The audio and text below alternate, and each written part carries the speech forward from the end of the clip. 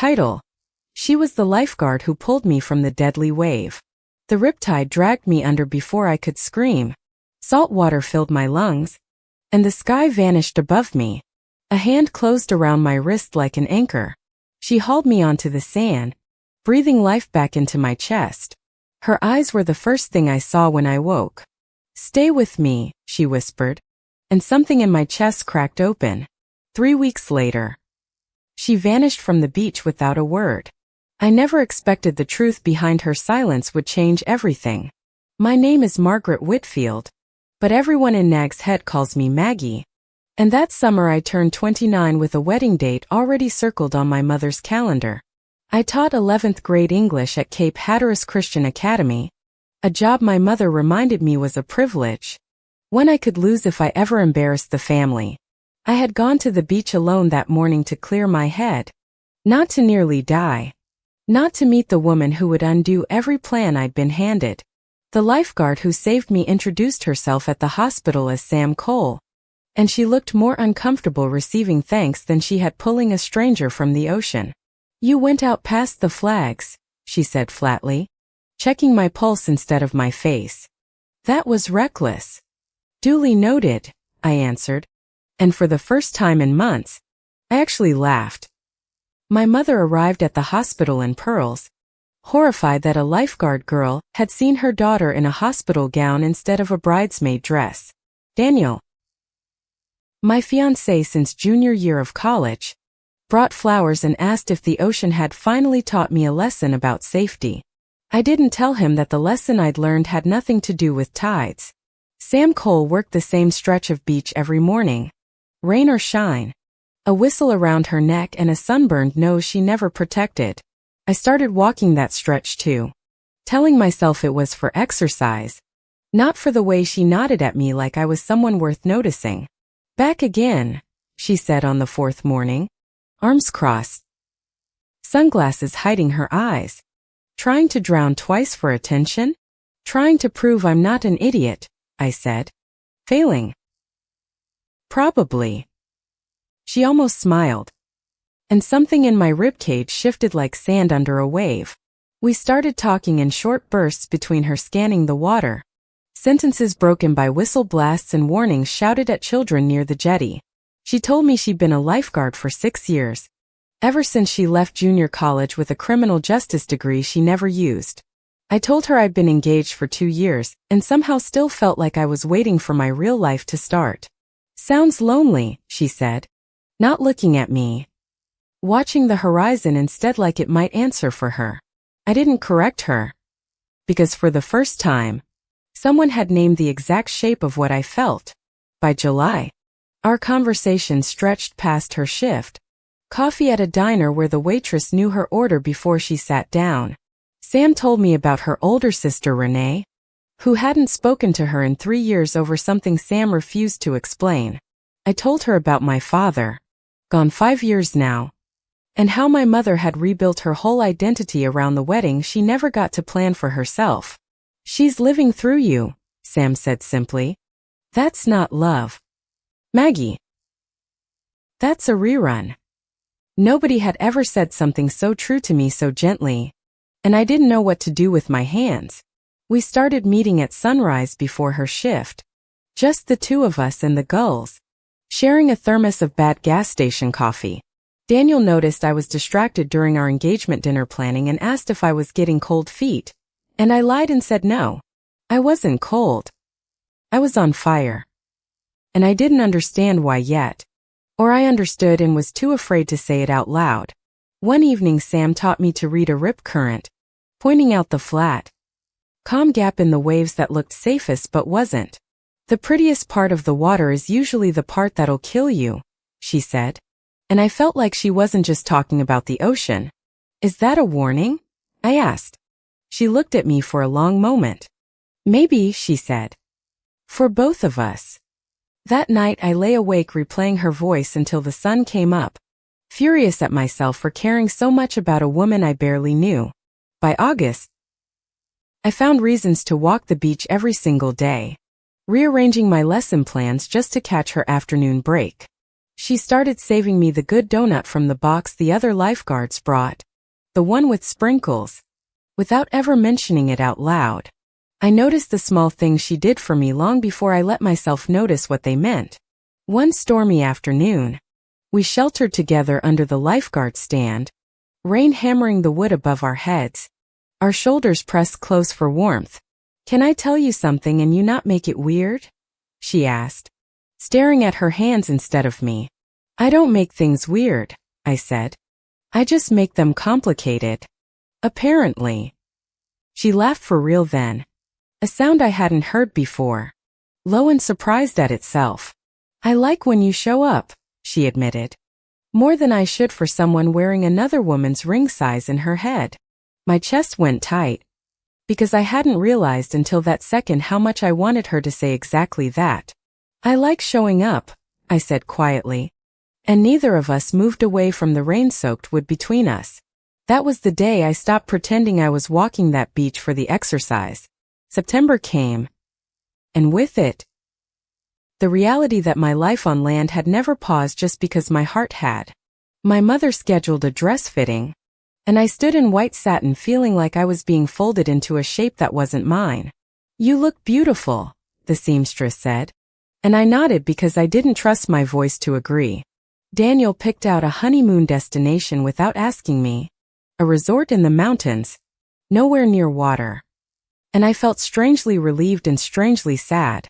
I met Sam that evening, still in my hair from the fitting, and she noticed immediately that something was wrong. "You smell like a florist's shop," she said. "What happened?" "Wedding dress fitting," I said, and watched her face go carefully, deliberately blank. "Right," she said. "The wedding. I forget sometimes." Her voice had gone somewhere far away. "Don't," I said, before I could stop myself. "Don't pull back from me right now. I'm not the one who's engaged." "Maggie," she said, and for the first time, there was real hurt in her voice. I didn't have an answer, because the truth was I didn't know how to want two entirely different lives at once. We didn't speak for 4 days after that, and every hour felt like standing in water that wouldn't let me breathe.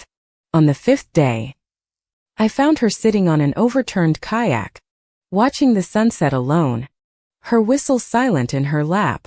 "I've been thinking," I said, sitting beside her without asking permission. "About what you said." "And?" she asked, not looking at me, bracing for whatever answer might come. "I think I've been drowning my whole life and calling it a wedding," I said. She turned to look at me then, eyes wide, like she hadn't expected honesty to actually show up. "That's a big thing to say to a lifeguard," she said softly. "We take that seriously." "Good," I said. "Because I mean it seriously."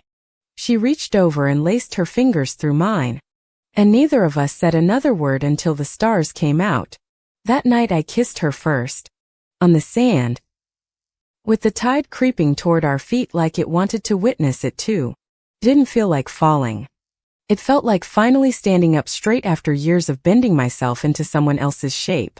"I've wanted to do that since the hospital," she admitted, forehead resting against mine. "Since before you even knew my name. Why didn't you say something?" asked, though I already suspected the answer. "Because you had a ring on your finger and I don't wreck things that aren't mine to wreck," she said. "It's not wrecking," I said. "It's the first honest thing I've done in years." We started meeting in secret after that. Small windows of time stolen from a life that wasn't built to hold us. I told Daniel I needed space to think, and he assumed it was wedding nerves, ordinary and forgivable and temporary. My mother assumed the same. Scheduling extra dress fittings like thread and lace could stitch my doubts shut. Sam and I found an old boathouse at the edge of town, forgotten by everyone but the Herons and us. We'd meet there after her shifts, peeling off the roles the town expected, becoming just Maggie and just Sam for an hour at a time. "I haven't let myself feel this way about anyone since Ellie," Sam said one night, voice rough with old grief. "Who's Ellie?" I asked gently, sensing this was a door she rarely opened. "My fiancé," Sam said. "She drowned 4 years ago." Not on my beach. Somewhere else. I wasn't there to save her. I understood then why she'd once called the prettiest water the most dangerous, why she watched every wave like it owed her a debt. I became a lifeguard because I couldn't save her, Sam said. I thought maybe I could save everyone else instead. I held her hand and said nothing, because some grief doesn't need an answer, only a witness. I'm scared of loving you, she admitted, because the ocean already took the last woman I loved. I'm not going anywhere, I said, though even as I said it, I knew I hadn't yet told a single soul the truth. That was the trouble with secret love. It felt infinite in the boathouse and impossibly small everywhere else. October arrived with cooler winds and a wedding invitation list my mother had already sent to the printer. I hadn't found the courage to say the word out loud yet. Not to Daniel. Not to my mother. Not even fully to myself. Renee, Sam's estranged sister, showed up unannounced at the lifeguard station, and I watched Sam's whole body go rigid with old hurt. We need to talk, Renee said, and Sam's jaw tightened like she was bracing for a wave.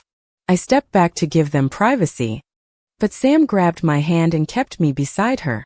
A small, silent declaration. This is Maggie, Sam said. She's important to me. I felt the words land in my chest like sunlight. Renee studied me for a long moment, then looked back at her sister. Does she know why we stopped talking? She asked. No, Sam said quietly. I never told anyone the real reason. Not even her. I felt the first cold thread of fear. The sense that something was about to surface that I wasn't ready for. Renee sighed. I stopped talking to you because Mom made me choose. Sam. I was a coward. I'm sorry. It turned out the estrangement wasn't judgment at all, but fear. A sister too afraid of their mother's anger to defend her own blood. I should have protected you, Renee said, eyes wet. I let you think I agreed with her. I never did.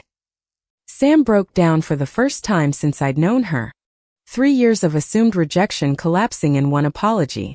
I watched two sisters rebuild a bridge I hadn't known was burned, and I understood, freshly, how much silence can cost a family. That night, Sam held me tighter than usual, like the reunion had reminded her how much loving people out loud actually mattered. I don't want to hide anymore, she said into my hair. I did that with Ellie's family. I won't do it again. I need time, I admitted, hating the words even as they left my mouth. There's so much to lose if I tell them. There's also so much to lose if you don't, Sam said. And I couldn't argue, though I desperately wanted to. 2 days later, my mother found a note Sam had left tucked into my coat pocket. For words. Sunrise. Same spot. Always. Who is Sam? My mother demanded, holding the note like evidence in a trial only she had the verdict for. A friend, I said, and hated myself instantly for how easily the lie slid out. Friends don't write notes like this, my mother said, her voice sharpening into something I recognized from childhood scoldings. I said nothing, and my silence told her everything my words were too afraid to. Absolutely not, she said, before I'd confirmed a single thing. I won't have this family become gossip at Sunday service. This isn't about the church, I said. This is about who I actually am. You are engaged to Daniel, she said, as if repeating it enough times could make it true again. I don't love Daniel, I said, and the words tasted like the first real breath I'd taken in years. My mother's face went pale, then furious, then something quieter and sadder that I didn't understand until much later. You will lose everything, she warned. Your job at that school. Your place at this table. Everything we've built. Then I'll build something else, I said, though my voice shook with every syllable. She left the room without another word, and the silence that followed felt heavier than any argument could have. The next morning, the headmaster of Cape Hatteras Christian Academy called me into his office, a folder open on his desk. There are concerns, he said carefully. About your personal conduct and how it might reflect on the school's values. Someone had reported seeing me with Sam at the boathouse, and now my job hung by a thread pulled tight by gossip. I haven't broken any rule that exists in writing, I said, my voice steadier than I felt inside. No, he admitted. But we can choose not to renew your contract in the spring. Quietly, without explanation, I walked out of that office understanding, fully, what my mother had meant about losing everything. I told Sam that night, expecting her to apologize, to retreat, to make herself smaller the way I'd learned to. Instead, she took my face in both hands and said, "You are not losing everything. You're finally choosing something real." Easy for you to say, I snapped, immediately regretting it. You didn't have a career built on people's approval. Hurt flashed across her face before she covered it. I lost Ellie, she said quietly. I know what real loss costs. I apologized instantly, ashamed of myself. But the damage sat between us like a stone dropped in still water. We didn't talk for a week. Both of us too proud and too frightened to reach across the widening distance. Daniel, sensing something had shifted, finally asked me directly if there was someone else. His voice gentler than I expected. I told him the truth. All of it. And watched years of careful plans crumble across his face in real time. I always knew something was off, he admitted quietly. I think some part of me was relieved to have a reason to stop pretending too. It turned out Daniel had his own secret. A man named Ethan he'd loved silently since college and never dared to name. We sat together for hours. Two people who had almost married each other to avoid becoming who we actually were. We can't keep doing this to ourselves, Daniel said. Or to them. I agreed. And for the first time, we were honest allies instead of obligations. My mother, informed of the broken engagement, blamed Sam entirely, refusing to hear that the failure had started long before the beach. You've ruined this family's reputation, she said. Though I noticed she avoided my eyes when she said it. I haven't ruined anything, I said. I've just stopped lying to protect a reputation that was never mine to begin with. I moved out of my mother's house that week, into a small rented room above the town's only bookstore. Sam and I finally spoke again, both of us apologizing at once, laughing through tears at how alike our stubbornness was. I'm sorry I said career mattered more than us, I told her. It doesn't. You matter more than any job ever could. I'm sorry I compared your fear to my grief, she said. They're not the same. And I shouldn't have made you feel small. We held each other in the boathouse doorway, and for the first time, felt less like hiding and more like home. But the town wasn't finished with us yet. And gossip in a place that small spreads faster than any tide. Someone slashed one of Sam's tires outside the lifeguard station. A note left under the wiper reading, "Not welcome here." Sam reported it to the police, who took the complaint but promised little, their expressions unreadable and unhelpful. This is what I was afraid of, Sam admitted that night, her hands trembling as she made tea she didn't drink. We didn't do anything wrong, I said, though fear had lodged itself firmly in my chest too. Renee showed up the next day with a can of spray paint to cover graffiti someone had left on Sam's car door. You're not doing this alone, Renee said. And I realized she was fighting for the family bond she'd almost lost forever. Word spread through the school that I'd been seen with Sam publicly, and 3 parents pulled their children from my class. The headmaster called another meeting, this time with less patience and more finality in his voice. We're letting you go. Effective immediately, he said, sliding a folder across the desk like it weighed nothing to him. I walked out with a cardboard box of books and photographs, unemployed, uncertain, and strangely lighter than I'd felt in years. That evening, 3 of my students showed up outside my apartment, holding a handwritten sign that read, "We support MS. Whitfield." I hadn't expected teenagers to be braver than half the adults I'd grown up around, and it undid me completely. You taught us that courage matters more than comfort, one student said. We just wanted you to know we believed you. I cried harder that night than I had at the wedding fitting, but this time from something closer to hope.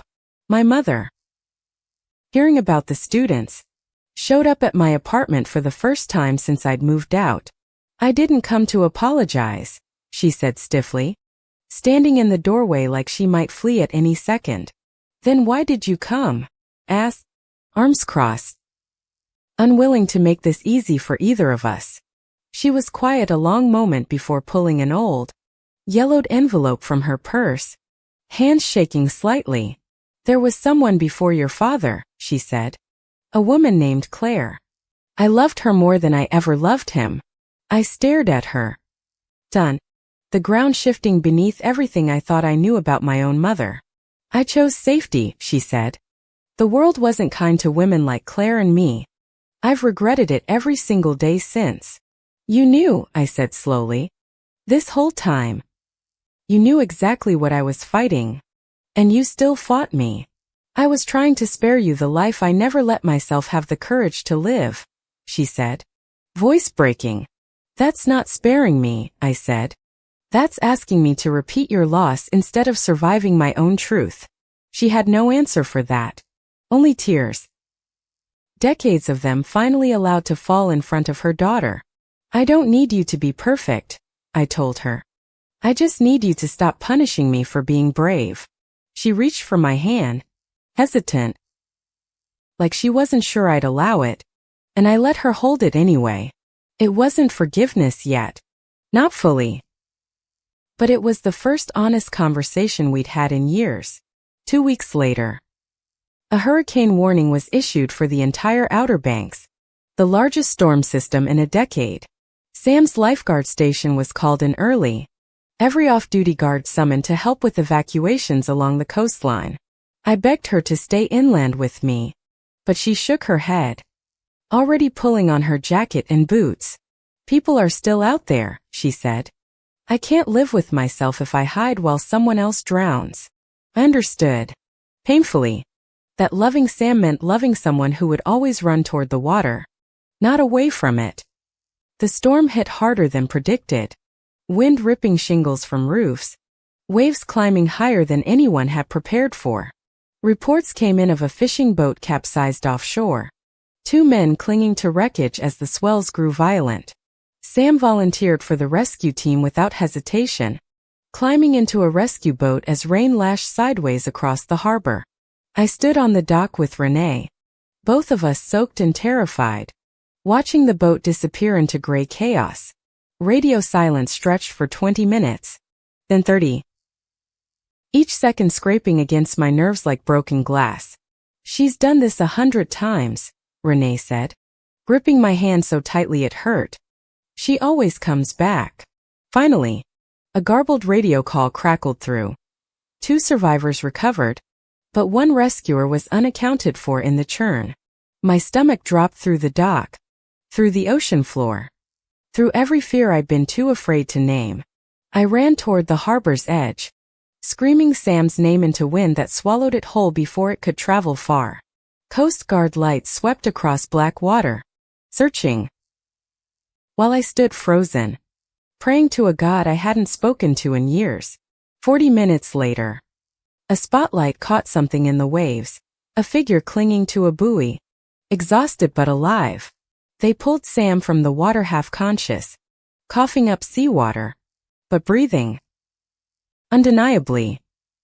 Miraculously breathing. I pushed past paramedics to reach her stretcher, gripping her hand like I'd never let the ocean near her again. You came back, I sobbed, pressing my forehead to hers. You actually came back to me. Told you, she rasped, voice wrecked but her eyes clear. I don't leave things I love unfinished. My mother arrived at the hospital that night too, and for once, she didn't comment on appearances or reputations. She simply sat beside me in the waiting room, holding my hand the way she used to when I was small. I almost lost you to your own silence, she said. I won't make that mistake with what's left of my life. When Sam finally woke, my mother was the first person, besides me, to squeeze her hand and thank her.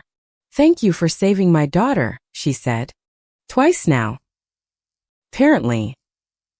Once from the water. Once from a life that wasn't hers." Sam smiled weakly. "She saved herself the second time," she said. I just stood on the beach and believed her. Daniel visited too, bringing Ethan with him for the first time. Both of them finally standing in daylight without hiding. The town, shaken by the storm and by Sam's rescue, seemed to soften in ways gossip alone never could have forced. 3 months later, the headmaster called, offering my job back. Quietly, with an apology buried somewhere inside the request. I turned it down, choosing instead to teach at the public high school where nobody asked me to hide who I loved. Renee and Sam spent that Thanksgiving together for the first time in 4 years. Their mother's absence a quiet, healing relief. My mother hung a small photograph of Claire in her hallway, the first honest thing she'd displayed in decades. Sam and I moved into a little house 2 streets back from the beach, close enough to hear the waves at night. On the anniversary of the day she pulled me from the water, Sam knelt in the sand at sunrise, ring in hand. "I already saved you once," she said, laughing through tears. "Let me spend the rest of my life doing it on purpose." I said yes before she even finished the sentence, the tide rolling in around our feet like applause. We married the following spring, on that same stretch of beach. My mother in the front row, Renee standing beside Sam. Daniel and Ethan came too, no longer hiding, holding hands openly for the first time in front of people who mattered. My students from that old classroom showed up with the same handmade sign, updated now to read, "We support Mrs. Whitfield Cole." I used to think the ocean almost took my life that summer, but I was wrong about what it actually gave me. Gave me Sam, and in saving me, it eventually gave me back to myself. Fully. Finally.